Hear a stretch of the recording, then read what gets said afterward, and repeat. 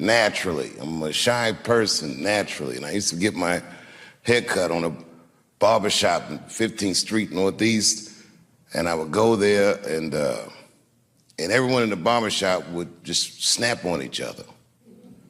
And I'd sit in the corner and I'd watch everybody and just listen to all these jokes. The guys were funny as shit, but one day, after a few weeks of going there getting my hair cut, they turned the jokes on me. I call that day the barbershop massacre. I lit everybody in that barbershop up. I've been sitting in there listening to for weeks talk about each other. I knew every inside joke about each and every one of them, and they couldn't believe I knew. And from then on in the neighborhood, people kind of like me. Oh, those guys.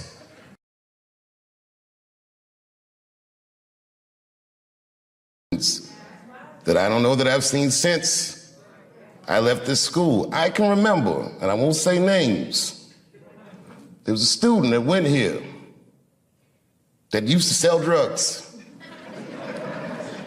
It wasn't just a student, but this particular guy.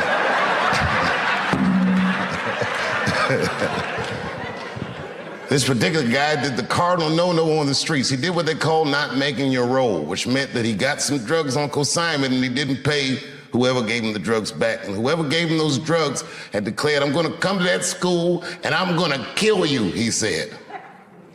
And my man was scared. And the word got around school that the goons was coming. And by the time the goons showed up, every dude that went to this school, gay, straight, whatever the fuck, was all standing out front. They said, you have to kill all of us. And who was in front of all of them?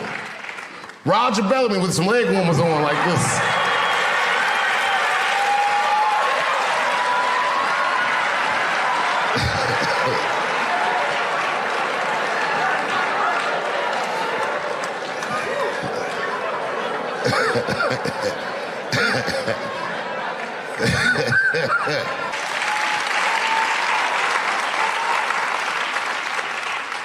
I didn't have the suspicion that most new kids get. I was an oddity, a new toy. I was quirky. I wasn't a snappy dresser. I didn't really know what the fuck was going on because the crack epidemic itself was new to me, and they were all refugees from their neighborhood schools.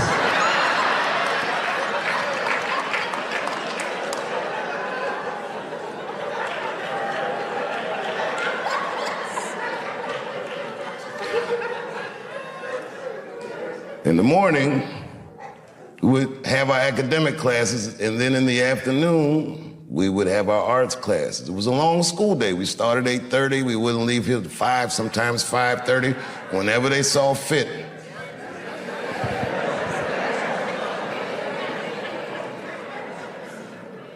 It's funny walking in here tonight, because I saw the pride flags up. And I remember when I came here all those years ago, it's the first time I'd ever met a kid who was just like gay.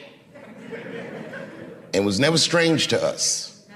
Their sexuality or their gender identity was the least remarkable thing about a person that could dance as well as Roger Bellamy or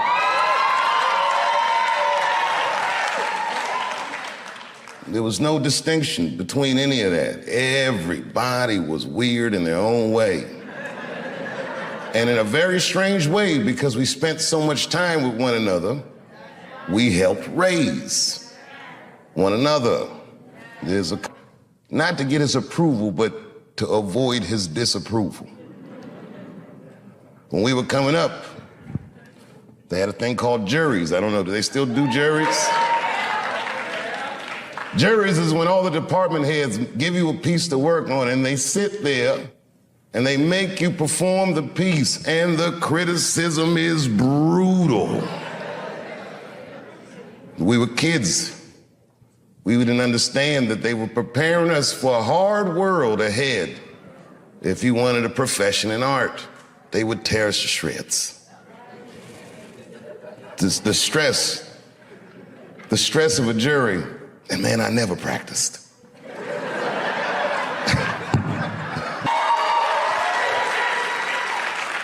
You remember what it was first like when you first walked through the door. And it was in the afternoon and everyone was in their arts classes and the girls had tutus on. And everyone was weird and walking around the hallway like you weren't sure where anyone was supposed to be, and you could hear people practicing their horns and shit all through the hallways.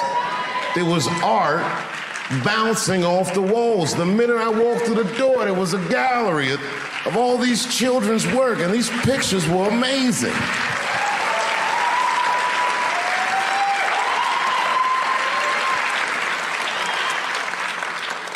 My first thought, when I walked through that door, I'm not good enough to be here. I've seen since I left this school. I can remember, and I won't say names, there was a student that went here that used to sell drugs.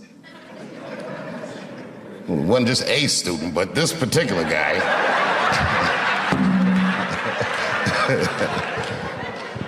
This particular guy did the cardinal no-no on the streets. He did what they call not making your roll, which meant that he got some drugs on consignment and he didn't pay whoever gave him the drugs back. And whoever gave him those drugs had declared, I'm gonna come to that school and I'm gonna kill you, he said.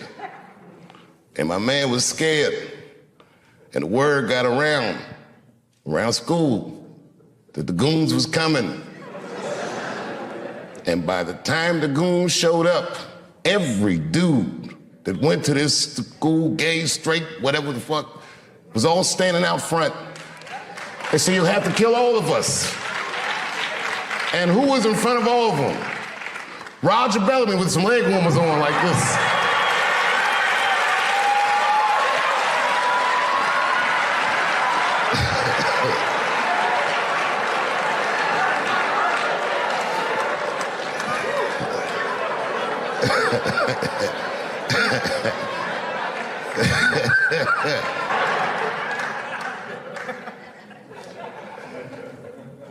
I'll spare you all the details of why it didn't work out. But it didn't work out. And I ended up doing something that no one had ever seen before, including myself. Maybe Prince is the only other guy that I've seen do this, where he just quit something that was popular when you're at the very top of it. Lucky for me, when I quit, I went to Africa, so there was a media storm that I didn't hear. By the time I got back, everyone was just looking at me crazy. That was a very difficult decision to make. The entire world told me I was crazy, but I was sure I was being true to myself and to something that I learned at Ellington.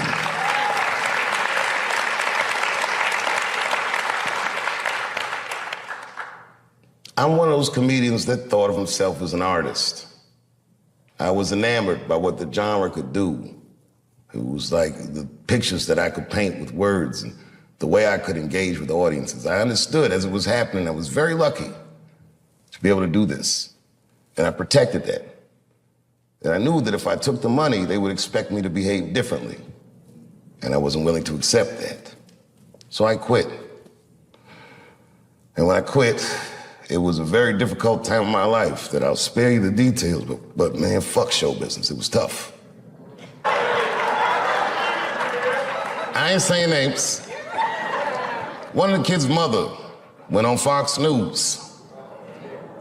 And she used to be a student here. I remember her face, but I don't know if she was particularly popular.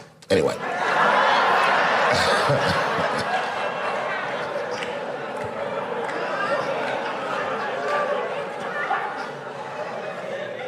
She was in the literary media arts department.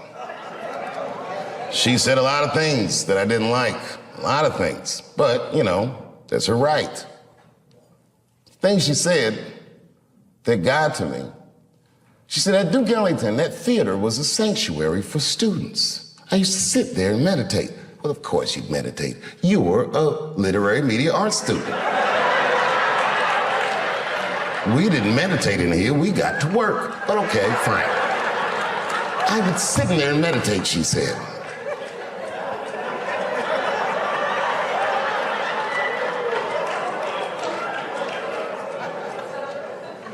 And then she scrunched her face up.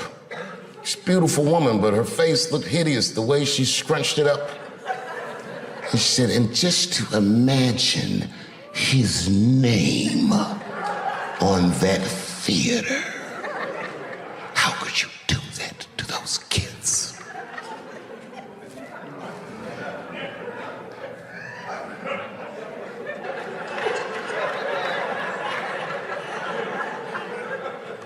I took a lot of cold shots in show business. And I gotta tell you, as the years go on, you feel the shots less and less as just the business, is what you say. But that one, that day, boy, that day they hurt me. When I heard those talking points coming out of these children's faces, that really, sincerely hurt me. Because I know those kids didn't come up with those words. I've heard those words before.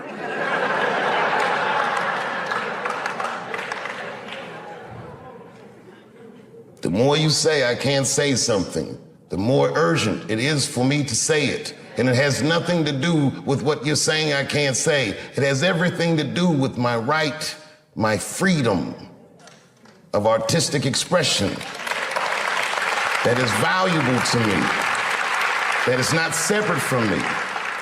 It's worth protecting for me, and it's worth protecting for everyone else who endeavors in our noble, noble professions. And these kids didn't understand that they were instruments of oppression. And I didn't get mad at them. They're kids, they're freshmen, they're not ready yet. They don't know. What made me mad, and I am this petty, and what Kevin had to learn the hard way is we were breaking an unwritten and unspoken rule of show business. And if I say it, you'll know that I'm telling you the truth. The rule is that no matter what you do in your artistic expression, you are never, ever allowed to upset the alphabet people. You know who I mean. Those people that took 20% of the alphabet for themselves.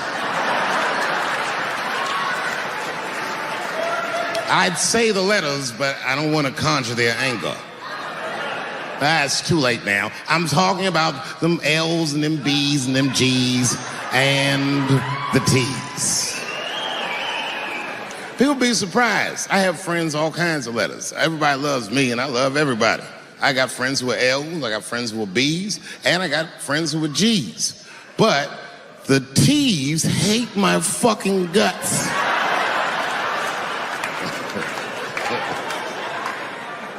And I don't blame them. It's not their fault, it's mine. I can't stop telling jokes about these things. I don't want to write these jokes, but I just can't stop.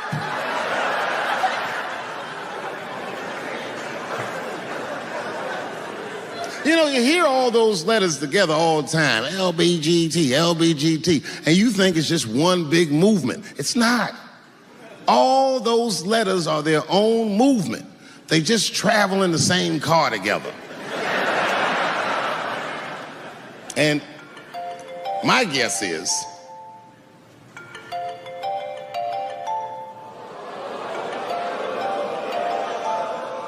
what is this, high school? This nigga probably got a babysitter or something. Go on and answer your phone, nigga. Just get that shit out of here. I'm in the middle of something important.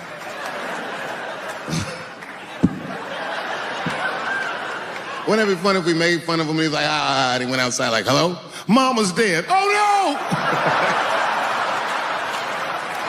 no! Mama's dead.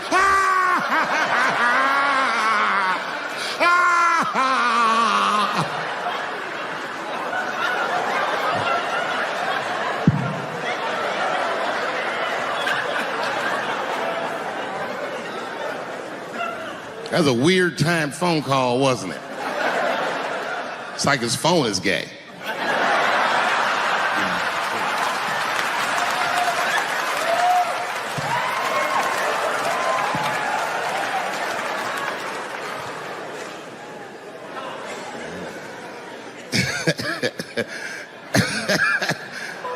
Like I was saying, my guess is the G's are driving that car. That makes sense to me, because there's white men in the G's. And these people are trying to get around discrimination and oppression. And you know how white dudes are. We know these roads. In fact, we built these roads. The rest of you buckle up. We'll get you to where you want to go. So the G's are just driving the car. Of course, next to the G's in the passenger seat is the L's. Everybody likes the L's, except for the G's. I don't know what that's about. I just know the G's don't like them that much. And the G's always say like little subliminal digs on them. It's unnecessary shit. It's not mean, but you know what I mean? They just be like, I wouldn't wear that. The only thing that breaks the tension between the L's and the G's are the B's in the back seat. That's right, there you go. Everybody scream out when you hear your letter.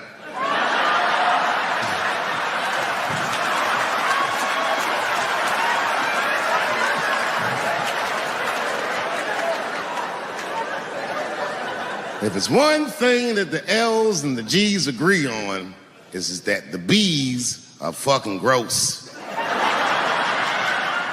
They seem greedy to the L's and the G's, you know what I mean? They're just sitting in the back seat like, yeah, man, I'll fuck anybody in this car. What's going on, man?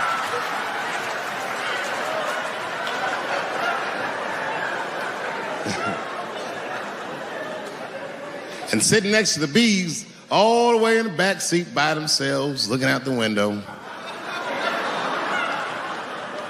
That's the T's. Everybody in the car respects the T's, but everyone also resents the T's. It's not the T's' fault, but everyone in the car just feels like the T's are making the trip take longer.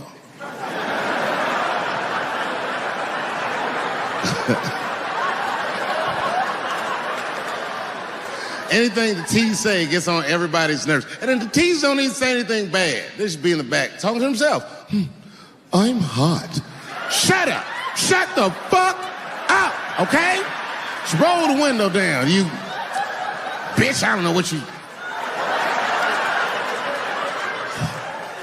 What? Just said I was hot. Can you pull over at the next exit? I need to use the restroom. There is not a restroom for you for 4 states, nigga. Will you just shut the fuck up so we can get where we're going?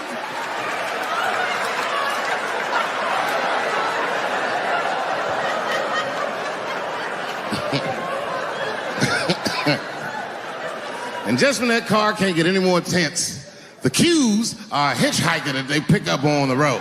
Some white dude in booty shorts is walking down the freeway.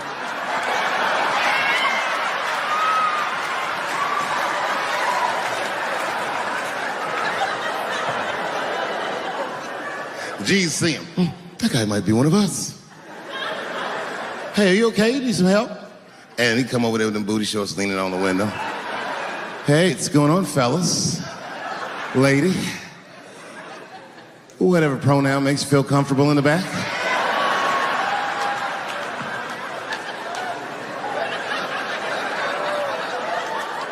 Yeah. I don't really know where I'm going. I don't know if I'm gay or I'm straight or whatever. All I know for sure is that I really want to get in this car.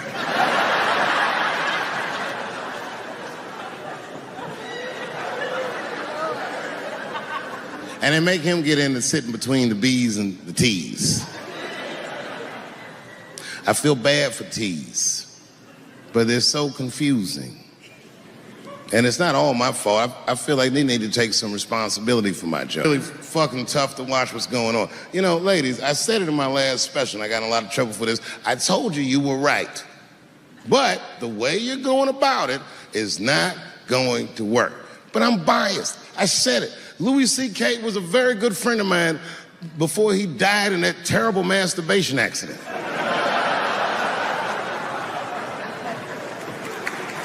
And it was his room. You read the story. He was masturbating in his own room. That's where you're supposed to masturbate. And then he said, hey, everybody, I'm gonna pull my dick out. Nobody ran for the door or nothing like that. They all just kind of hung out like, I wonder if this guy's serious. And he came on his own stomach. There it is. What is the threat? Have any women ever seen a guy that just came on his own stomach? This is the least threatening motherfucker the earth has ever seen. All you see is shame in their face and cum dripping down like pancake butter.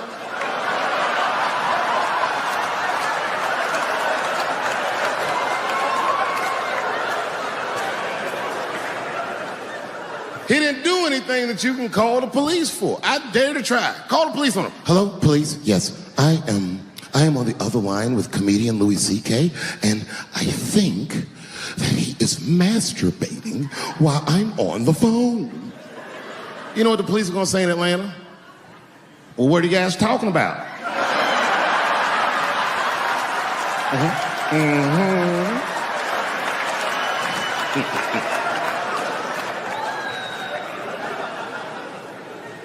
They ruined this nigga's life, and now he's coming back playing comedy clubs, and they acting like if he's able to do that, that's gonna hurt women. What the fuck is your agenda, ladies? Is sexism dead? No, in fact, the opposite happened. I said it was gonna get worse, and they said I was tone deaf. But 8 states, including your state, have passed the most stringent anti-abortion laws this nation has seen since Roe v. Wade. I told you. I'll be real with you, and I know nobody gives a fuck what I think anyway. I'm not for abortion. Oh, shut up, nigga.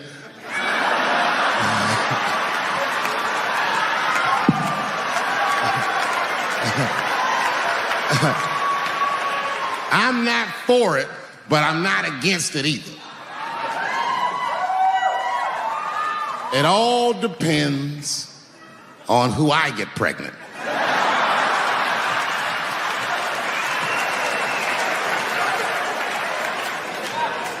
I don't care, I'm telling you right now, I don't care what your religious beliefs are or anything. If you have a dick, you need to shut the fuck up on this one. Seriously.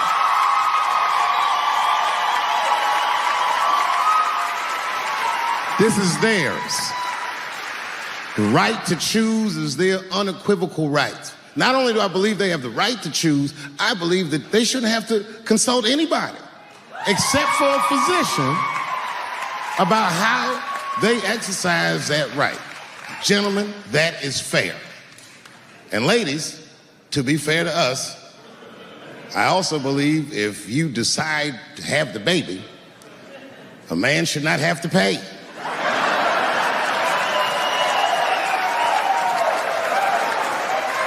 That's fair. If you can kill this motherfucker, I can at least abandon him. It's my money, my choice.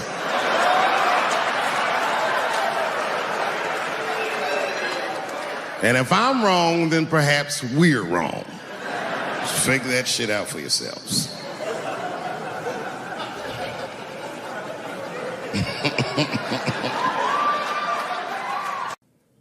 That changed the way I do comedy.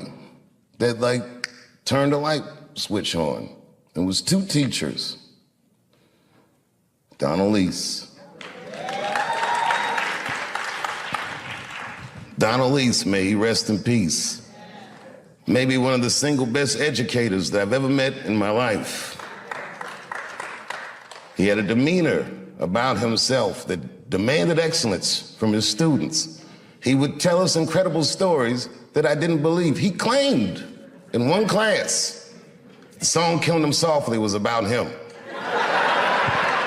I was like, nah, nigga, not you.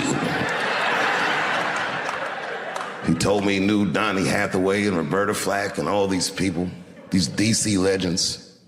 He's a humble man, but he really demanded excellence. And he gave us a lecture once on a concept called polarization. Polarization meaning the idea that if you can make everybody look at the same thing at the same time, that their rational mind will decrease and their emotional response will increase. He said that's how audiences work, that's how mobs work. That's how you make a person lose themselves in the crowd. I got it. As he was saying this, he would hold a staple in his hand. It was a good lecture. He said, everyone focus on the staple, and then he would explain to us what polarization is as we're all looking at the staple, and then he'd scream, ha! And everyone would jump, oh! And he said, what you scared of? Oh, shit, that works.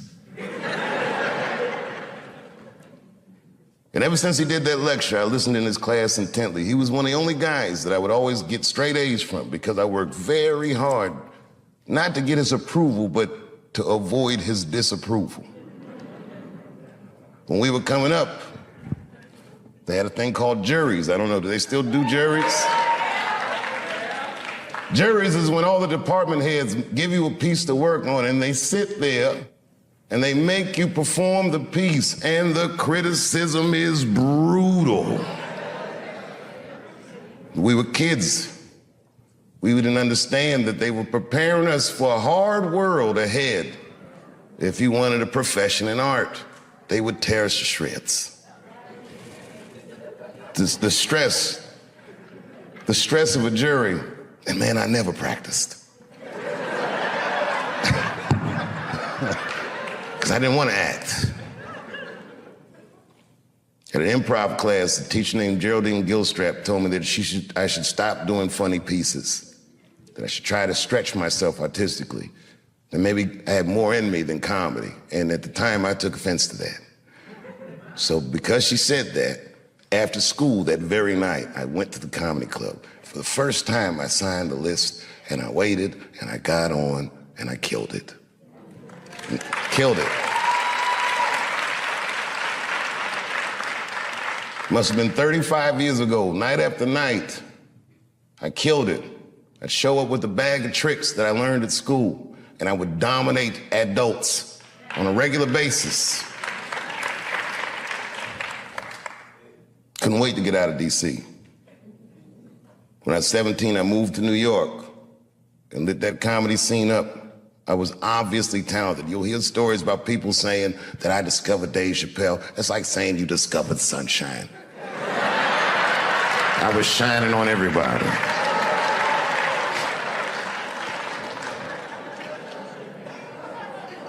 And when I got in that professional world, I was oddly prepared. I had a sense of professionalism. I showed up on time. I did the things that I learned in school to do, just the basics. But my career didn't have any direction because I was still so young. And that didn't change for many years. It didn't change until my girlfriend at the time, now my wife, told me she was pregnant. And I was like, you know what? I should really start taking this seriously. When she told me that, before the baby was born, I had done my first HBO special, and then I went to work on a sketch comedy show idea I had, and Chappelle show came out when my son was still maybe 18 months years old. And I bet on myself. I took less money. I remember that, so I could do what I wanted to do. I said, you don't have to pay me that much, but you can't ever tell me that I can't do what I want to do.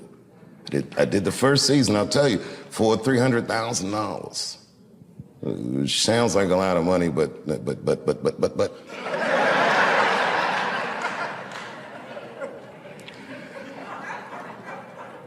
It was a rare experience in my life because it was the first time that I did something that was so successful that I knew I had exceeded their expectations. I was more successful than I felt like I was supposed to be. They didn't plan on that. The second season came out and it was a juggernaut, and then I remember this was the single best day of my career. The Rick James episode of Chappelle Show had come out.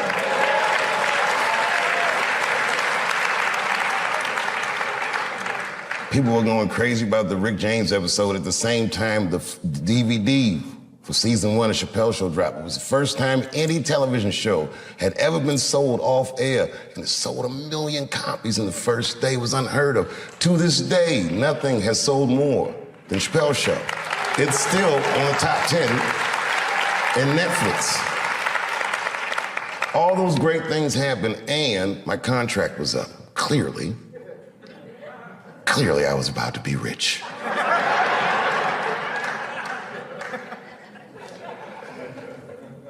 I'll spare you all the details of why it didn't work out. But it didn't work out. And I ended up doing something that no one had ever seen before, including myself. Maybe Prince is the only other guy that I've seen do this, where he just quit something that was popular when you're at the very top of it. Lucky for me, when I quit, I went to Africa, so there was a media storm that I didn't hear. By the time I got back, everyone was just looking at me crazy. That was a very difficult decision to make. The entire world told me I was crazy, but I was sure I was being true to myself and to something that I learned at Ellington.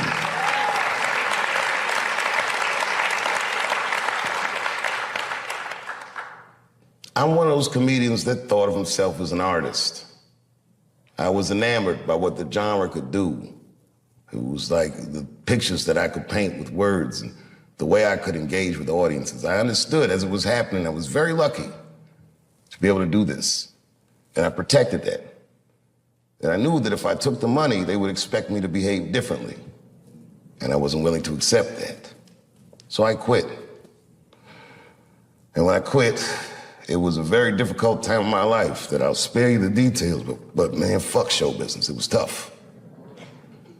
And then one day I was in Panama City, Panama, and I was at a hotel, and I looked at the lobby. There was a painting of Abraham Lincoln. And then I would look closer. It wasn't a painting. It was all pennies, just pennies, on a black canvas arranged into the face of Abraham Lincoln. And I asked the guy, I said, how much is that painting worth? He said, $600,000, sir. And I looked at the pennies that made up the painting, and I was like, that's like $300 worth of pennies.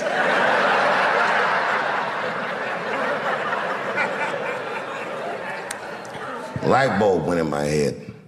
I realized the value of art. Some of the biggest wars and crimes and scandals in history were financed through the theft of art. Art is a powerful commodity. And artists, if you're good at it, should never behave as a commodity. That's a tough one.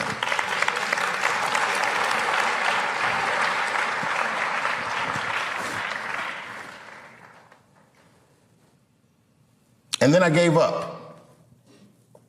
I said, this is probably it. I accepted the fact that the career I thought I was gonna have was over, but I started to rediscover just my art for its own sake. I would go to comedy clubs, and I worked for way less money than I ever had, and I enjoyed it more than any of the work I ever did. It was probably the best work I'll ever do, because it was so honest. It was so sincere. There was no media, there was no studio, there was no scrutiny, just me and the crowds. And I did it night after night, and slowly but surely the crowds got bigger and bigger. And then suddenly people started to notice, and Polestar would say, Dave Chappelle has the tour of the year. And again, and then the year after that, and then the year after that. And then Lorne Michaels asked me to do Saturday Night Live. And it wasn't just like he asked me. He was courting me. I didn't even know it. He gave me this whole long speech. I was like, all right. And then I read some book about Lorne Michaels starting Saturday Night Live, and I read the speech that he gave Richard Pryor when he wanted him to host the show, and I said, holy shit, that's the same shit he said to me. And I did it. And that was an enormous amount of pressure. It had been 12 years since I had been on television, or since I had even talked to the media. And I remember I signed my Netflix contract on my way to my mark for the monologue. If you do live television, they count down every second. 30 seconds. Are you sure this contract is good? It's good, just sign the paper, it's good. 22 seconds. Oh, nigga, you better not be tricking me.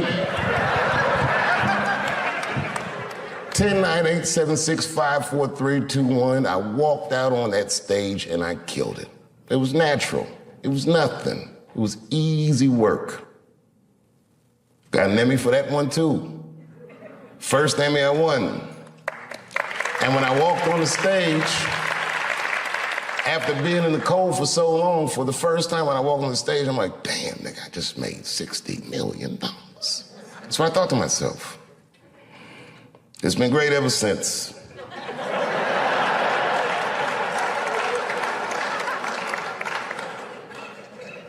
Really, I could do these specials like Steph Curry. I'll be shooting from inside, outside, all night. It's been great ever since.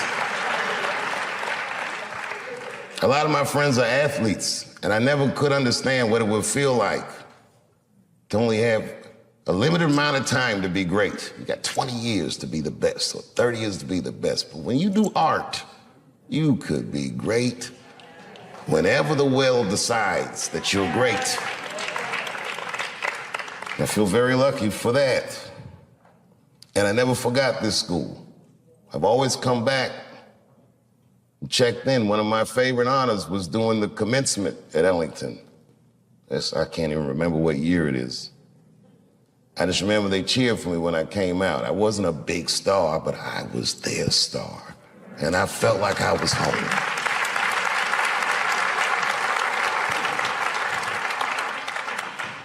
After I did Lorne Michaels, after I did Saturday Night Live, Lorne Michaels said something that I got to share with you. He goes, "You went to Peggy Capeford School, didn't you?" That's what he said. And I said, "I did." And he said, I want to say that Saturday Night Live, he goes, "Tell her I owe her money."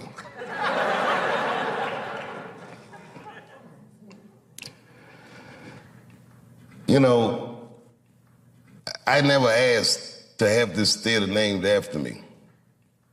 Peggy asked me. She was ailing, and I went to her house to visit her. She said, "I want you to put your name on the school." She said, "It will help us raise money for the school." And to me, it was like, I felt like I'm a little young for that, and I'm still kind of using the name, you know what I mean? Let's see what I do with it first. You never know, you know. Like, imagine if OJ named his son OJ Jr. Oh, Dad.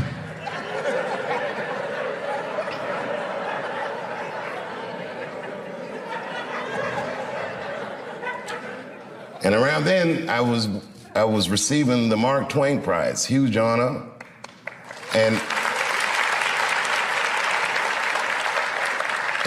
the next day, all the artists that came to honor me, the Bradley Coopers and Chris Tuckers and all these great people, came to Ellington, and they taught master classes for the students. And Peggy Cooper Capeford, as sick as she was, got out of her bed so she could be with her babies. She never left us. So I did it. Say, you know, whatever you want to do, however I can help, I'll do it. I got to tell you, if you quit a show like Chappelle's show, I don't know if you know what happens to you professionally, but I'll tell you what doesn't happen. They don't just say, "Well, good luck in your future endeavors." With that media, they beat me up.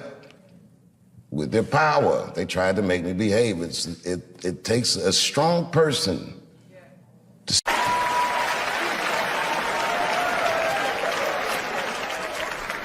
We'd be back in D.C. You know, I was thinking, man, this is an election year. I'm gonna ask you, you're a white guy, do you know who you're voting for yet? Don't know, do you? Now, you see that? You see what just happened here? Let me tell you something. That is a cultural thing. He knows who he's going to vote for. He's just not going to tell me. See? I've noticed that. That is a cultural thing. White people do not like to talk about their political affiliations. It's a secret. You ever ask a white guy who's voting for you? "Hey, Bob, who are you going to vote for?" Dave, whoa. Take it easy now. Take it easy. So anyway, I was fucking my wife in her ass, right? And I mean, it was something else. Yeah, but who are you voting for? Dave, come on with the voting. I'm trying to tell you about fucking my wife, and you're asking me all these personal questions. They don't like to divulge that information. because it matters to them. Black people talk about that shit. Black people will openly talk about politics. Black people will openly talk about beating up politicians and shit. If I see George Bush, I'll kick his motherfucking ass for cutting my Medicaid. They already say it. Black people just say it. But there's a reason for that. It matters more for that. It matters more. Black people see, even when I vote, right? Which I don't. But even when I like think about like who I would vote for, right? I don't even look at their political policies. I just look at their character. You know what I'm saying now? You gotta read, no, I'm serious. You gotta read between the lines. Like, you know, you look at Clinton, and black people like Clinton, because we've seen him on the campaign. I saw one thing on the campaign trail. He actually just picked a black baby up and kissed him. Come here, you little nigger baby. Mwah, just kiss him. I said, I like that. He did not hesitate or nothing. You see George Bush Jr., he be then, ugh.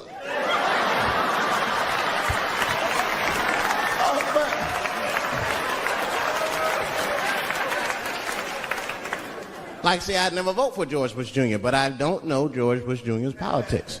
The only thing I know about George Bush Jr. is that guy sniffed cocaine. That's right. Now, listen, we cannot have that shit in the White House. That might be fine for a mayor, but goddamn it, not in the White House. Not in the White House. You know what I'm saying? The stakes are too high in the White House. Can't have no cokehead president. He be selling nuclear secrets for $20, $30 and shit. He'll be in meetings embarrassing America. Come on, sign the treaty, baby. I suck your dick. Like, what the?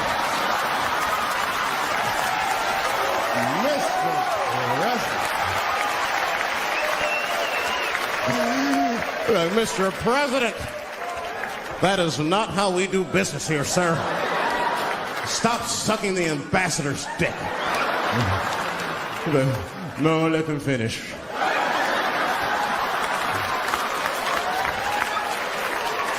I will sign the treaty. There will be peace in Israel, finally. I'd vote for Clinton again if I could. At least it's always better.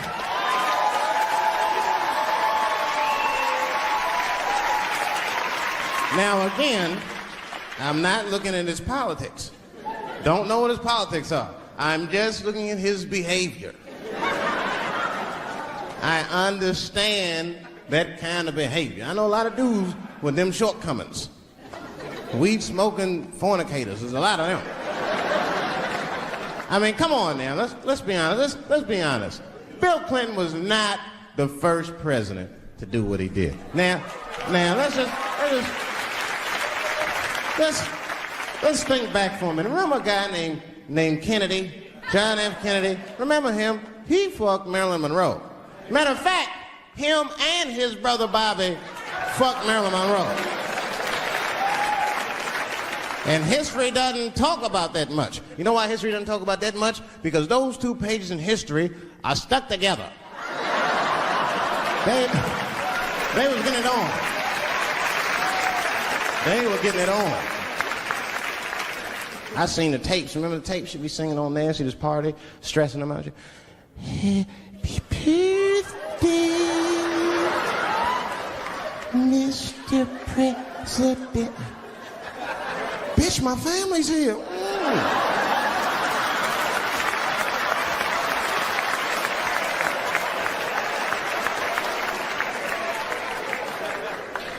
Clinton did the same thing, but he didn't do it like that. Because it's the year 2000, he's busier than Kennedy was. He was a busy man. Clinton did that kind of thing the way busy men do it. You know what busy men do? They fuck who's close to them. I can tell that's what Clinton was up to. Look like he just stuck his head out the office door and shit. Oh, boy. You, come here. I made my penis up for my 3:30, come on.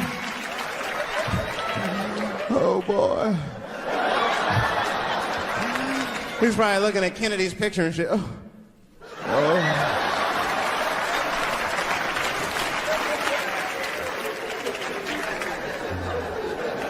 And then to top it off, he lied, which I thought that was special. I did, man. I know how he did. I've been accused of having sex with a girl I did not have sex with before, and let me tell you something. That shit is infuriating. You ever go through that? You know, it'll make you crazy. You be screaming at your best friends. I didn't touch that bitch, nigga. I'll kill you. Fuck you, nigga. I'll kill you. Please believe me. Please believe me.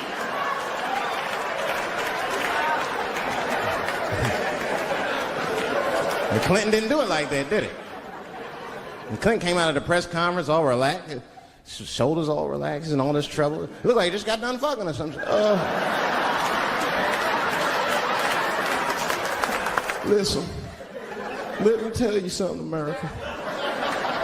I don't think you heard me the first time. I did not have sexual relations with that woman, Miss Lewinsky.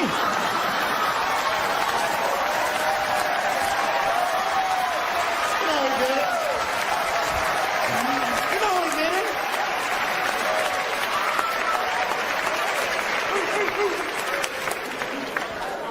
Everybody knew what that finger smelled like. Nobody cared.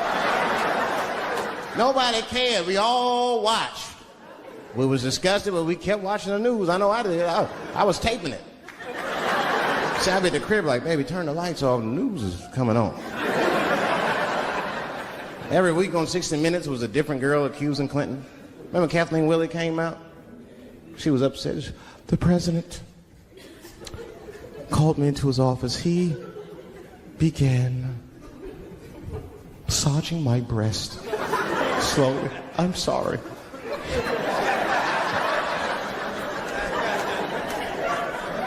And then he placed my hand on his genitals. Ed Bradley was shocked.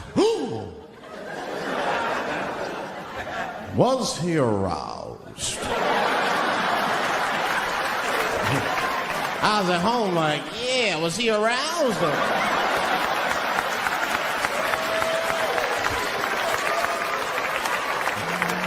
And then Ed Bradley looked right in the camera. He said, don't bust that nut yet. We'll be right back.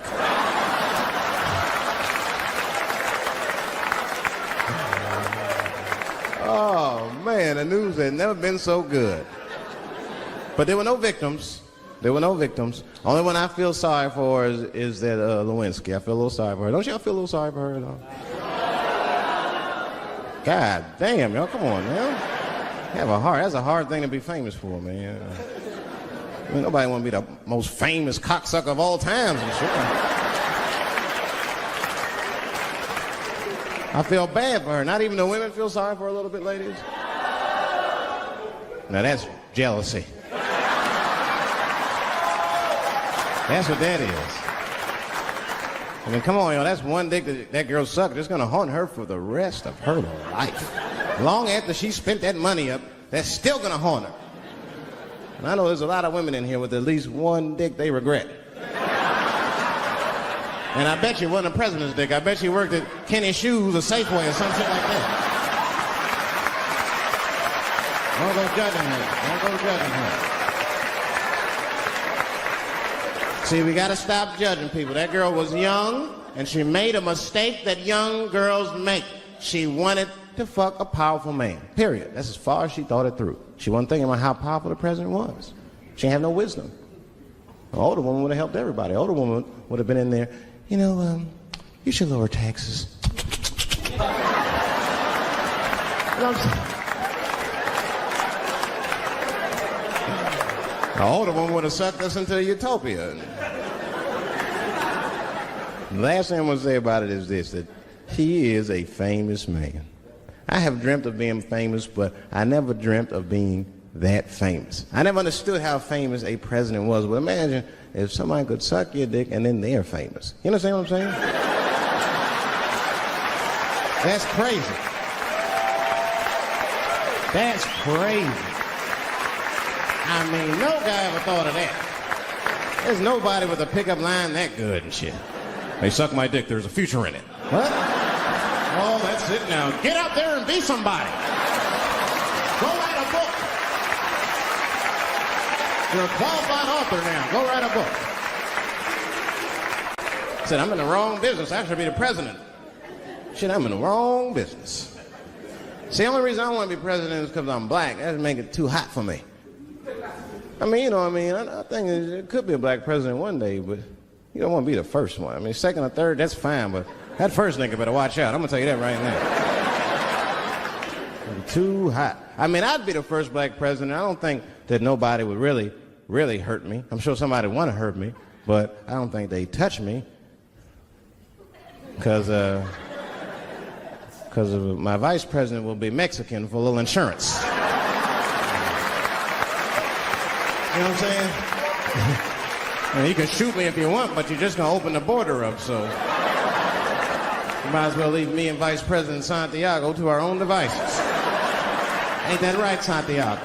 See.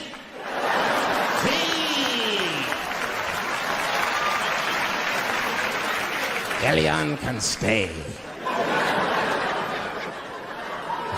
Don't worry, I don't got no Elian jokes. All I'll say about Elian is thank God he's Cuban. Because if he was Haitian, you'd have never heard about his ass.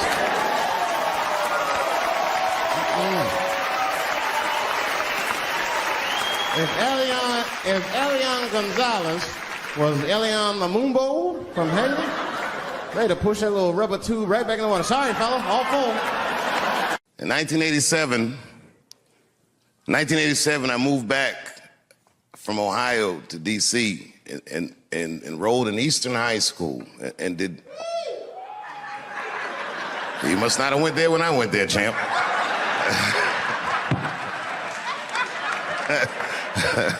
Those were tough times, is the way I remember it.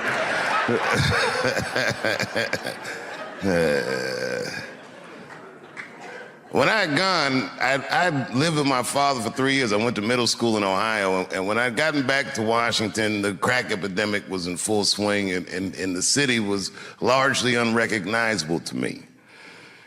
I was an older kid, and kids my age were doing a lot of wild things that I didn't know that kids would do. I'd never seen a kid with a pager before. I didn't know anything about selling drugs or any of that shit. All I knew was every day when I went to Eastern, I didn't feel safe.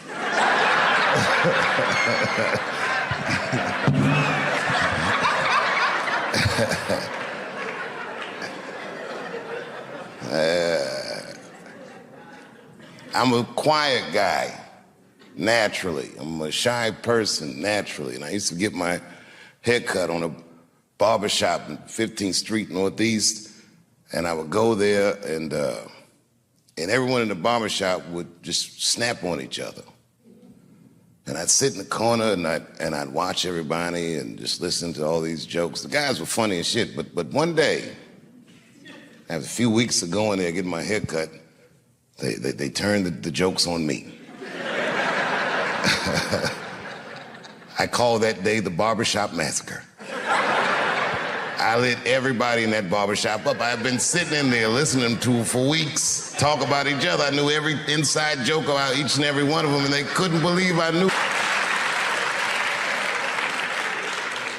And from then on in the neighborhood, people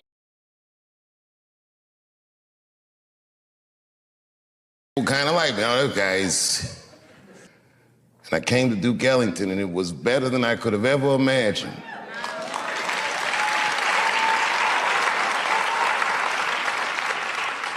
I didn't have the suspicion that most new kids get. I was an oddity, a new toy. I was quirky. I wasn't a snappy dresser. I didn't really know what the fuck was going on because the crack epidemic itself was new to me, and they were all refugees from their neighborhood schools.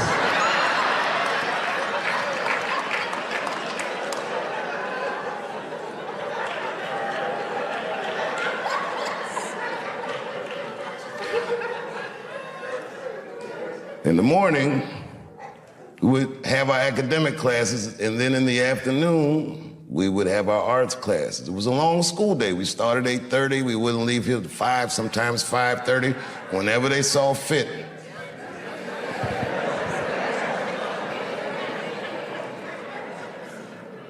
It's funny walking in here tonight because I saw the pride flags up. And I remember when I came here all those years ago, it's the first time I'd ever met a kid who was just like gay and was never strange to us. Their sexuality or their gender identity was the least remarkable thing about a person that could dance as well as Roger Bellamy or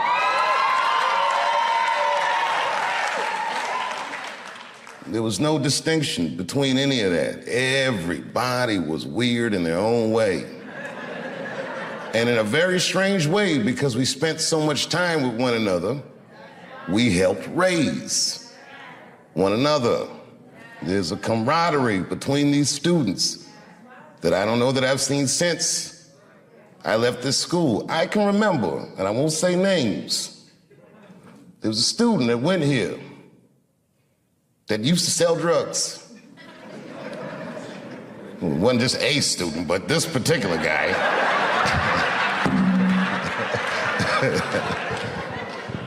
This particular guy did the cardinal no-no on the streets. He did what they call not making your roll, which meant that he got some drugs on consignment and he didn't pay whoever gave him the drugs back. And whoever gave him those drugs had declared, I'm gonna come to that school and I'm gonna kill you, he said. And my man was scared. And the word got around school that the goons was coming. And by the time the goons showed up, every dude that went to this school, gay, straight, whatever the fuck, was all standing out front. They said, you'll have to kill all of us. And who was in front of all of them? Roger Bellamy with some leg warmers on like this.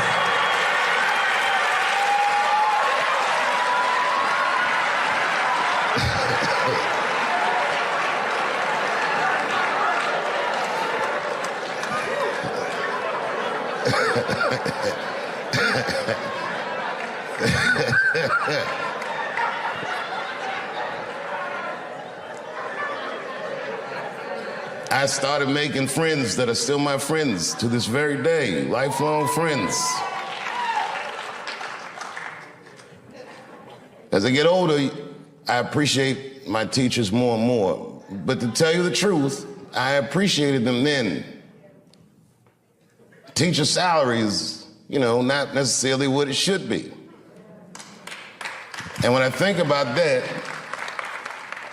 juxtaposed to the dedication that the teachers, the time they would spend to me, the way they would notice, are you okay?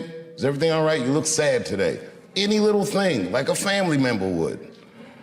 And they fostered an environment of almost absolute trust, like your parents. There's 2 lectures that I got at school that changed the way I do comedy, that turned a light switch on. It was 2 teachers. Donald Lease. Donald Lease, may he rest in peace. Maybe one of the single best educators that I've ever met in my life. He had a demeanor about himself that demanded excellence from his students. He would tell us incredible stories that I didn't believe. He claimed in one class, the song Killing Them Softly was about him. I was like, nah, nigga, not you. He told me he knew Donny Hathaway and Roberta Flack and all these people, these DC legends. He's a humble man, but he really demanded excellence. And he gave us a lecture once on a concept called polarization. Polarization meaning the idea that if you can make everybody look at the same thing at the same time, that their rational mind will decrease and their emotional response will increase. He said that's how audiences work, that's how mobs work, that's how you make a person lose themselves in the crowd. I got it. As he was saying this, he would hold a stapler in his hand. It was a good lecture. He said, everyone focus on the stapler, and then he would explain to us what polarization is as we're all looking at this stapler, and then he'd scream, ha! And everyone would jump, oh! And he said, what you scared of? Oh, shit, that works. And ever since he did that lecture, I listened in his class intently. He was one of the only guys that I would always get straight A's from because I worked very hard, not to get his approval, but to avoid his disapproval. When we were coming up, they had a thing called juries. I don't know, do they still do juries? Juries is when all the department heads give you a piece to work on and they sit there and they make you perform the piece, and the criticism is brutal. We were kids. We didn't understand that they were preparing us for a hard world ahead. If you wanted a profession in art, they would tear us to shreds. The stress of a jury, and man, I never practiced.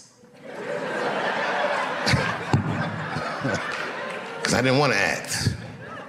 Yeah, no, it was now in the gay community's defense, Manny Pacquiao said some outlandish shit about gay people. Very, very not nice things that I won't repeat, but there was biblical verses and some analogies to animals. Wasn't a good look. Nike took his shoes immediately, which I thought was a little harsh. A little harsh. You know what I mean? Because he's just because he's Asian. You know what I mean? Fuck, you gonna take shoes off Asian dude to appease a gay dude? You know what I mean? No, you don't know what I mean. But Asian people kind of know what I mean. No? No Asians in the front? No? No, this is what I mean. Okay, look. Okay, you're an Asian dude. No, I say this with no disrespect, but we're all Americans, right? And we can agree that America has a huge body count all over the world, but nowhere more than Asia. Literally, if you look at history, recently, we have bombed the masculinity out of an entire continent. We dropped 2 atomic bombs on fucking Japan, and they've been drawing Hello Kitty and shit ever since. There's a lot of lady boys in the wake of our bombs. And I know these things because my wife is Asian. She's Filipino. All right, well, okay, so that explains it. Now you know why you see me at all those Filipino events. I'm not there picking up pussy, I'm dropping some off.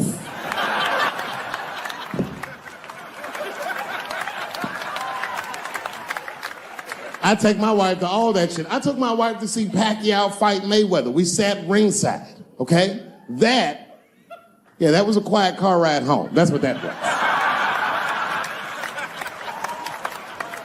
But if you know what's popping in the Philippines, you know that they got a whole generation of kids in the Philippines growing up without their mothers. Yes, a lot of women in the Philippines go to the Arabian Peninsula, they come to the United States, they make all their money here, they send all that money back home, which is still one of the #1 staples in the Philippines economy, money that their expats send back to the Philippines. The men, on the other hand, are left rearing children, twiddling their thumbs, waiting on their wives' checks. These men have been fucking emasculated. And then suddenly, a boxer rises from amongst them and reinstates their manhood with his motherfucking fist. This is not the guy you're supposed to ask, what do you think of homosexuals? He's not your champ. Shit. That's why I don't have a sneaker deal, because if you say something that people don't like, they'll take your fucking shoes off. If Martin Luther King had a sneaker deal, we'd still be on the back of the bus. They always true, the Nike exec come up, hi, Martin, we need you to tone down the talk of civil rights and blacks being humans. It's upsetting our southern distributors. But I don't understand. I thought that's why I had a sneaker deal in the first place. Not quite. Really, it's a walking shoe, and we like the marching, but try to understand. Fuck that shit. You know, I get it, though. I understand why gay people are mad, and I empathize. You know what? I'm just telling you, this is a black dude. I support your movement. But if you want to take some advice from a Negro, pace yourself. These things take a while. Just because they pass the law doesn't mean they're going to like you. This Brown versus the Board of Education was in 1955. Somebody called me a nigga in traffic last Wednesday. It's a long, it takes a minute.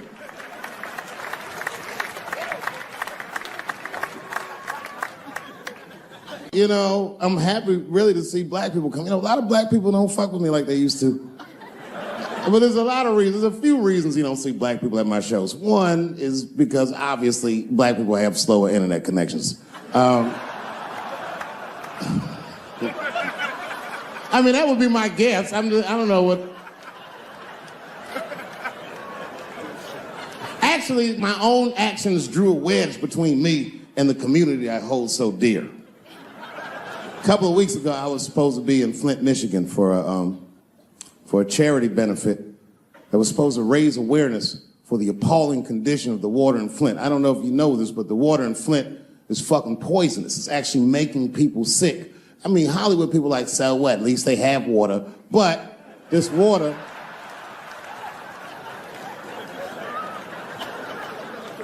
fucked up. So a lot of black celebrities flew into Flint, and they did a tremendous charity benefit, and I was on the schedule to appear.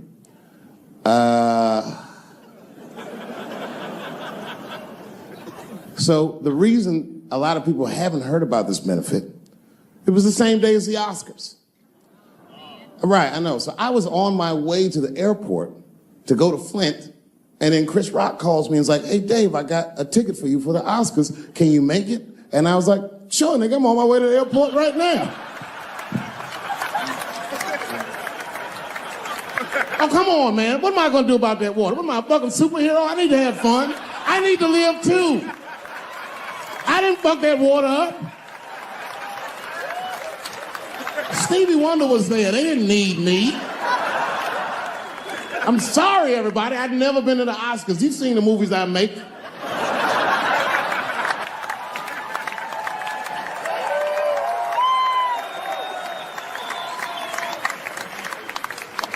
I was excited as fuck. I knew I was going to get in some trouble because when I was walking in the red carpet, the black press came after me.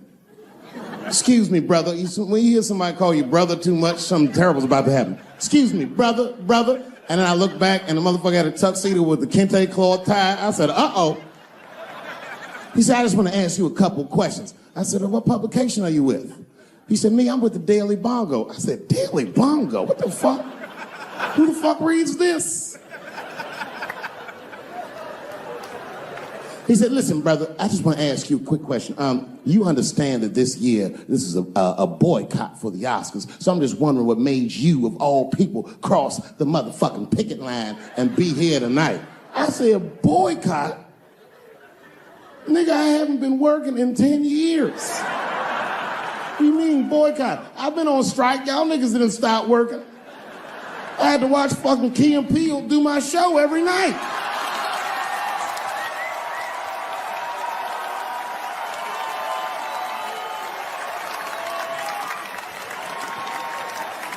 Fuck the Daily Bongo is what I said.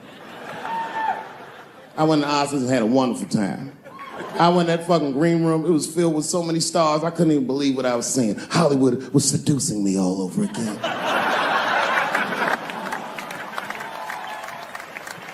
I was sitting back there, I'm smoking, drinking with the stars. And then 2 Hollywood movie producers came over right to me. Oh my God, Dave Chappelle, said the leader one. He was obviously gay. Some guys you can just tell. The other one seemed like a money guy, like maybe he was from Texas or some shit. But the gay one was definitely the leader because he did all the talking. And then he hit me with, so David, do you have any movie ideas that you would like to pursue? The truth is, I don't. But if you know the game, you're not supposed to tell motherfuckers you don't have ideas. I was like, yeah, man, I got plenty of ideas. And he called my bluff. Really? Like what? Huh?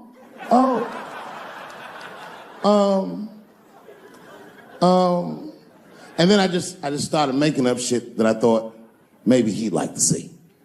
I said, I have a superhero idea. Because really? I go, yeah, he's a gay superhero. He was like, really? What's it called? Huh? Oh, it's called It's called Same Hero, New Boots. It's about a gay sous chef in San Francisco. He gets bit by a radioactive rat on his shift when he's taking out the trash, and is blessed with powers beyond his wildest dreams. Supersonic, gay kind of powers. And he starts saving everybody in San Francisco. But at first, he only saves gay people. Later, he saves everybody, and the whole city just falls in love with him. The only problem is, no one remembers him when he saves them. Well, I don't understand. Why wouldn't they remember him? I said, because, dummy, he's gay. He keeps changing his outfit. People come up, thanks for saving, mister. What's your name anyway? And he's like, same hero, new boots, and that motherfucker flies away.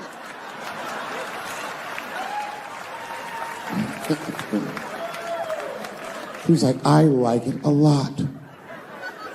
The Texan didn't like that shit at all. He was upset. That's impossible, gay superhero. I said, what? Well, I have others. I have a superhero you love because he's stronger than Superman and he fights for truth, justice, and the American way like Superman, but more than Superman. He beats up Mexicans for no reason.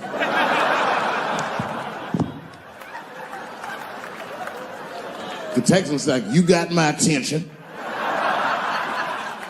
I was like, man, this motherfucker is so strong, he can fly and do all this great shit. Only problem with this guy is he can't even activate his powers unless he touches a woman's vagina. Not a long touch, just a couple of pats.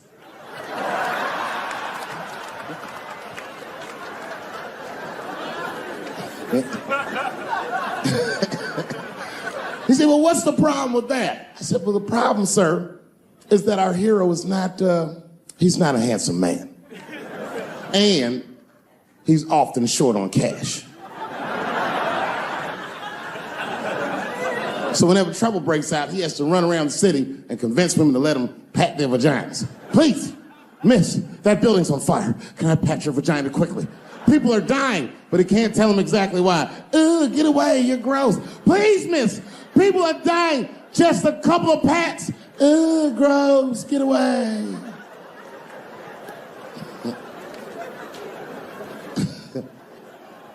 So he rapes them. I know. That's the dilemma for the audience. Because he rapes, but he saves a lot of lives.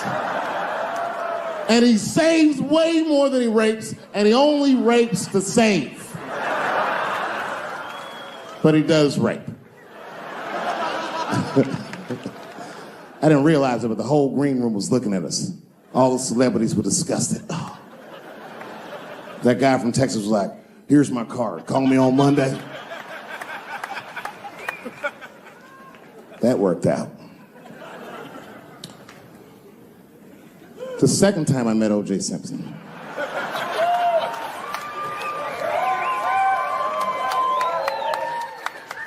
Here, it has happened many, many times since, where someone would intimidate me or scare me and take something that I believe was mine. I'll tell you another story. Now I'm 18 years old. I'm living in New York City, and I just finished my first road tour, which was a very difficult tour. I'll spare you the details. Now I'm back in New York, but my rent is paid, thank God. And I have $60 to my name, and a woman that I had met in Pittsburgh, a bad Dominican bitch,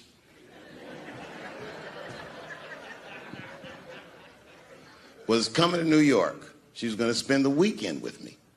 I couldn't wait for her to get there. She was coming that evening. But remember, I only had $60 for a whole weekend to entertain a bad bitch. Now I'm walking through Greenwich Village, and I see something I've never seen before. 3-card Monte. You know what that is? Yeah, the guy had the whole thing. The table was set up, and he had the 3 cards, and the crowd was hooting and hollering, and he was like, find the red card, and people were playing. Sometimes they win, Sometimes they lose, but it was really exciting, and I'm standing there watching it, and I noticed while I'm watching them play this game that the red card, the one you're trying to find, had just a little bend on the corner. And I'm watching it, and I'm like, yo, this guy doesn't seem to know that red card is bent. I'm going to beat this motherfucker.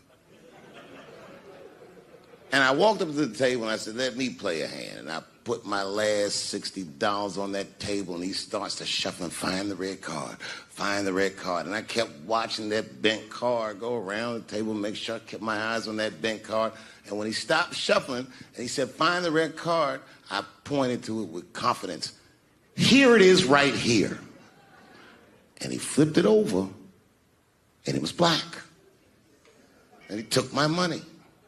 I couldn't fucking believe that. How did this nigga do that? Was that magic or sorcery? I was confused. So you know what I did? I sat there and I watched him for a real long time play the game. And I realized that all those people who was doing all that hooting and hollering and betting, my God, they were his friends. They were in on the whole thing. I felt so wronged. I felt so stupid. And then the next sucker came up to the table and was about to put his money down. And I said, fuck that, man. Don't put your money there. All these niggas is in on it. It's a trick. And when I said that, the guy that was dealing, and this motherfucker was huge, snatched me up by my collar. Feel how strong he was when he grabbed me. I was a skinny little guy. And he was going to maul me. The only reason he didn't, I'm sure, is because he saw the fear in my face. And that fear, he looked at me. I saw his eyes go from hard to soft. He softened. Then he looked at me like the way a father would look at a child. And he said to me, young man. Yeah. I just remember all the comedians really liked that joke. And there was an older comedian. And he came to me one night after the show, after he saw the joke, and he said, listen, I got an audition at another comedy club, and I was wondering, do you mind if I do that joke? I just want to borrow it. Now, I'm a kid. I don't know any better. I'm like, borrow it? Well, I guess, sure, if it'll help your career. I let him do the joke. And then weeks later, I was waiting to go on in a comedy club, and he went on before me. And he did the joke. And after the show, I pulled him aside and I said, hey, man, I don't mind you borrowing my jokes, but you got to give them back. He said, oh, I forgot to ask you. He goes, let me buy that joke from you for $50. And I said, man, I'd do it, but I'm just starting out. I need all the material I can get. The idea being that the more material I can accumulate, the faster I'll be able to make money for my work. I said, I can't do it. I want my joke back. I'll never forget this. Remember, I was a 15-year-old child. This guy was a grown-ass man. He stood up over me so I could see how big he was. And he said to me, really? I can just take it. And he did. I got scared because I was a child. But I never forgot that. I never forgot that. I was 15 years old. I'm 47 now. I think about this guy all the time. When I look at my own kids and I see how young and innocent they are, I can't believe someone did that to me. And I don't think about it every day because that was the worst thing that happened to me. I think about it every day because that was the first time that someone ever did that to me. But in my orientation, because the master over there might be nicer. My God, man, I was trapped. You know what? Tell you the truth. Tell you the truth. I've even thought about coming back and doing another Chappelle show. Well, but if I do, I can't call it Chappelle Show because my name and likeness is being used by them in perpetuity throughout the universe. It's in the contract.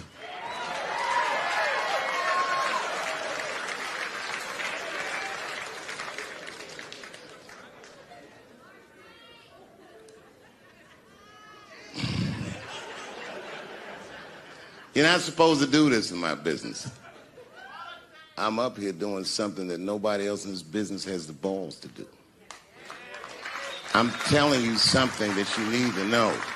I'm trying to explain to you what you're seeing. You don't understand what you're seeing. I am publicly flogging a network. And I know that this network niggas, they watching me and they saying, why are you doing this so publicly? Doesn't feel good to be flogged publicly. Oh, believe me, I know. I know exactly how that feels. When I quit my show, they said I was crazy. What was crazy about it? I just didn't want to do it anymore. They said I smoked crack. That's impossible. I was a devout Muslim. And here we are, all these years later, and they're streaming the very show that I was pitching to them. So I'm asking them, what do you need me for?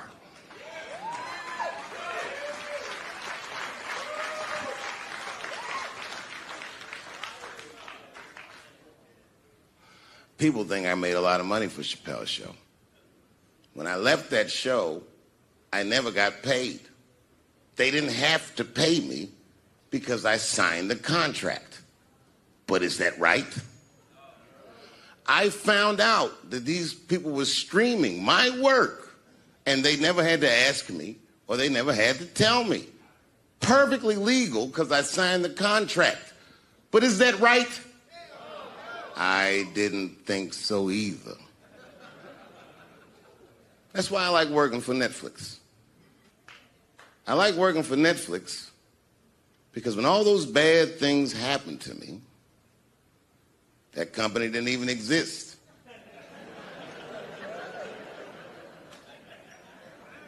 And when I found out they were streaming Chappelle's show, I was furious. How could they not know? So you know what I did? I called them and I told them that this makes me feel bad. And do you want to know what they did? They agreed that they would take it off their platform just so I could feel better. That's why I fuck with Netflix. Because they paid me my money, they do what they say they're gonna do, and they went above and beyond what you could expect from a businessman. They did something just because they thought that I might think that they were wrong. And I do. I think if you are fucking streaming that show, you're fencing stolen goods. They stole that from me. They just took it. And I'm not up here trying to tell you guys that I believe that Comedy Central gave me a raw deal just because I'm black. I believe that they gave me a raw deal because this fucking industry is a monster. It's the same monster that these Me Too bitches was trying to tell you about. But they hate the monster for how it fucks. And I hate that monster for how it eats. But my God, man, it's the same monster. When I quit the show, all my friends would say, well, fuck them, Dave. Why don't you just do Chappelle's show at another network? Yeah. And why doesn't a slave run from one plantation to a... Don't ever come between a man and his meal. I never forgot that either. Most niggas would have to run the streets for years to learn a lesson that profound. It took me 2 seconds. Never get between somebody and their paper. Taking a man's livelihood away from him is akin to killing him. Do you know why Prince, the famous rock star that was a friend of mine, do you know why he called himself the artist when he came back? He calls himself the artist because that's what they call us in our contracts. Oh, these contracts are crazy. You should hear the terminology they say in these contracts. To use your name and likeness in perpetuity throughout the universe. Who the fuck could possibly know what that means? Nobody does. It's so complicated, in fact, that when you're a kid like me, you have to hire somebody to tell you what that means. And you sit down at a table and you do the contract game. And that's how I got with Comedy Central. I signed the contract. But I signed the contract the way that a 28-year-old expectant father that was broke signs a contract. I was desperate. I needed a way out, and it wasn't good money, and it wasn't good circumstances, but what else am I going to do, I said. And all these white people sitting at that table told me, trust us, Dave, it's a good contract. And I looked around the table, and they all seemed to agree it was a good contract. But what if it was like that game of three-card Monte? What if they were all friends and I didn't know it? And the bag of money was Iceberg's money in the first place. What was I talking about? What was I trying to tell you? Last week, 2 weeks ago, whenever it was, I call Lauren Michaels and I tell him, okay, I'll do it. I'll do Saturday Night Live on election night.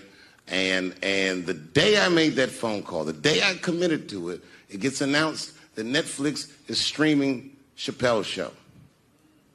Not just Netflix. HBO Max is streaming it too. Let me tell you another story about HBO. No, hear me out. Did you know, before Chappelle's show was at Comedy Central, I pitched that show to HBO.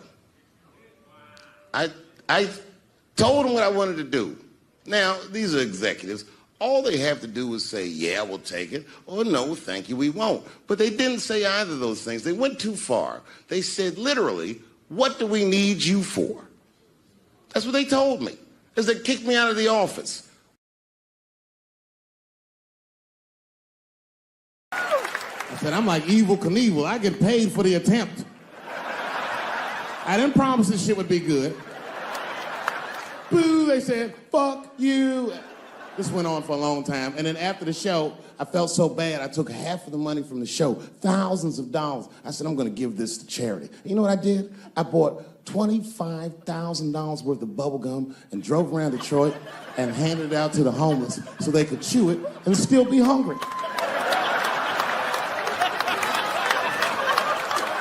I was very mad at Detroit that night. Because not only did I bomb, nigga, I had to go back to the very same room the next night and do it all over again. Fucking nightmare. That would be like if you were having sex with a woman and for some reason, this would never happen, but for some reason, she had a mouse trap in her pussy. You get caught in the trap. And then you gotta fuck her again tomorrow night.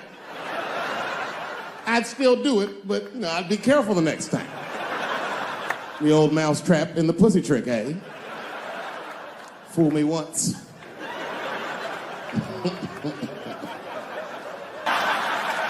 Not yet. Yeah. Oh, if you see me on that shit, it's over. Trust me. My spirit is broken. If you see me waiting for them judges,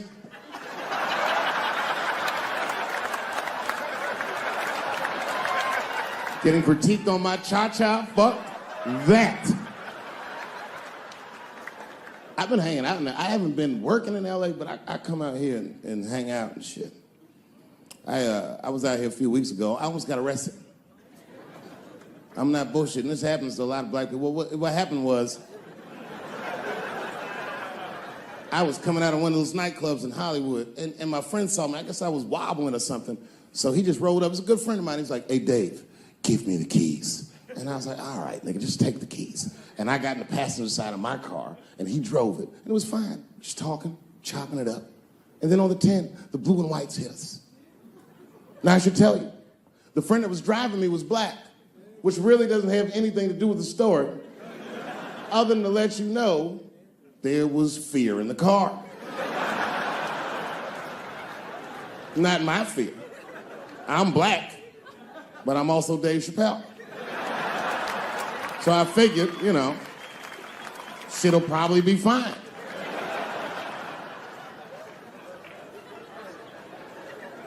traffic stop started off on the right foot. Cops came up to the driver's side. Hi, how you guys doing? And he recognized me immediately. Oh, Dave Chappelle. And I looked at my friend like, we getting out of this shit. He was talking. So then I started fucking with the radio. You know, traffic stops going good if you listen to the radio when someone else is outside of the car. But then when I looked back in the rearview mirror, something had gone horribly wrong. The motherfucker's back there like. And the next thing I knew, they were stuffing him in the back of the car. And I thought, you know, when anybody would think of a situation like that, oh my God, what is gonna happen to me?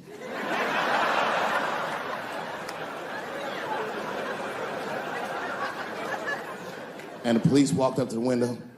Mr. Chappelle, we had to arrest your friend. He refused to take our breathalyzer test. I said, that motherfucker. Not complying, that's odd. So, officer, what's gonna happen to me? Well, you're fine. We're just gonna have to ask you to step out of the car so we can impound the vehicle and we'll arrange for you to have a ride home. I said, oh, well, nah, I would rather you just give me the keys. They said, Mr. Chappelle, your friend already told us he's your designated driver. We can't let you drive in this condition. I was like, no, nigga, I'm good. I'm good. And then suddenly the shit turned into Vegas. He was like, I'll let you blow for her. I said, excuse me? He said, if you blow on my breathalyzer. I said, oh, nigga, I thought you was trying to get your dick sucked. What's going on?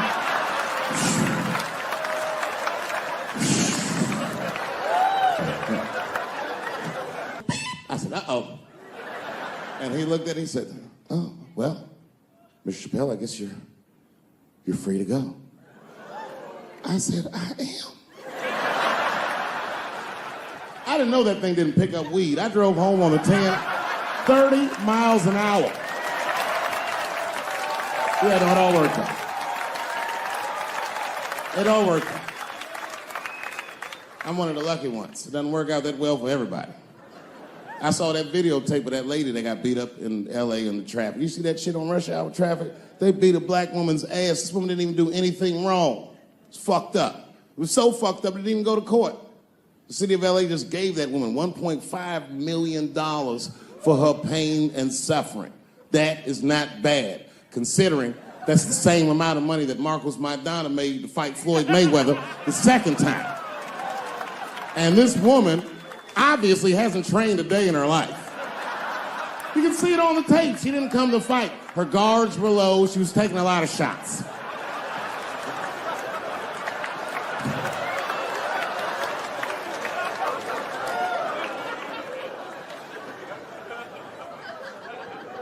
Everybody's mad at police now. I watched that. You see that shit on Netflix? The making a murderer?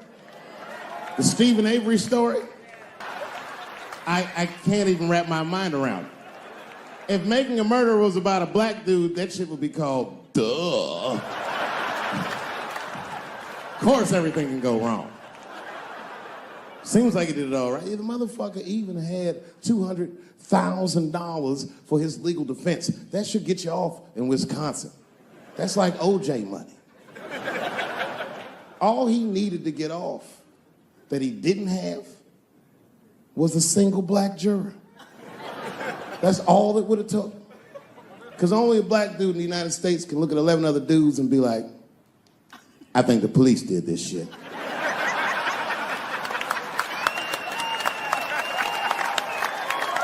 He's fucked up in the game. That's how OJ got off. I've been watching that new OJ show. I can't get enough of that shit. Doesn't it bring back good memories? The first time I met O.J. Simpson, I was in Santa Monica. Santa Monica? Yeah. I can't believe a black dude was like, Santa Monica. He was the last niggas I was expecting to say that. See your shoes. You got some Vans on, nigga? What you got on? Santa Monica!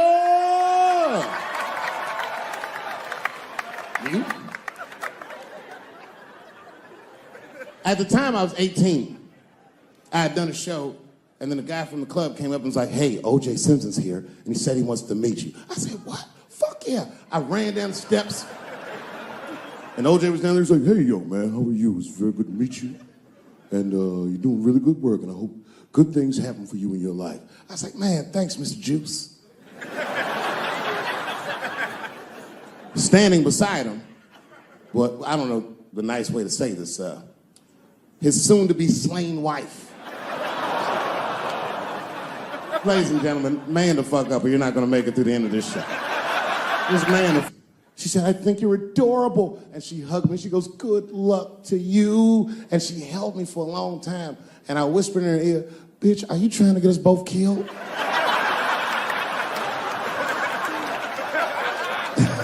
I'm just kidding, I didn't say that, but that was the first time in a nutshell.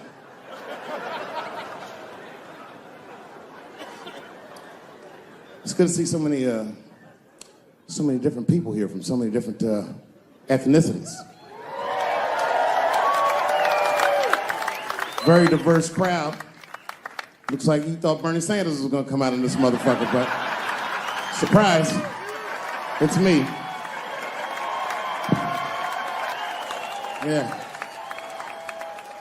Yeah, no, you know, I'm happy really to see black people come. You know, a lot of black people don't fuck with me like they used to. But there's a lot of reasons, there's a few reasons you don't see black people at my shows. One is because obviously black people have slower internet connections. I mean, that would be my guess. I don't know what. Actually, my own actions drew a wedge between me and the community I hold so dear. A couple of weeks ago, I was supposed to be in Flint, Michigan for a charity benefit that was supposed to raise awareness for the appalling condition of the water in Flint. I don't know if you know this, but the water in Flint is fucking poisonous. It's actually making people sick. I mean, Hollywood people like, so what? At least they have water. But this water, this water's fucked up. So a lot of black celebrities flew. The reason a lot of people haven't heard about this benefit, it was the same day as the Oscars. Right, I know. So I was on my way to the airport to go to Flint, and then Chris Rock calls me and is like, hey, Dave, I got a ticket for you for the Oscars. Can you make it? And I was like, sure, nigga, I'm on my way to the airport right now. Oh, come on, man. What am I gonna do about that water? What am I, a fucking superhero? I need to have fun. I need to live too. I didn't fuck that water up. Stevie Wonder was there. They didn't need me. I'm sorry, everybody. I've never been to the Oscars. You've seen the movies I make.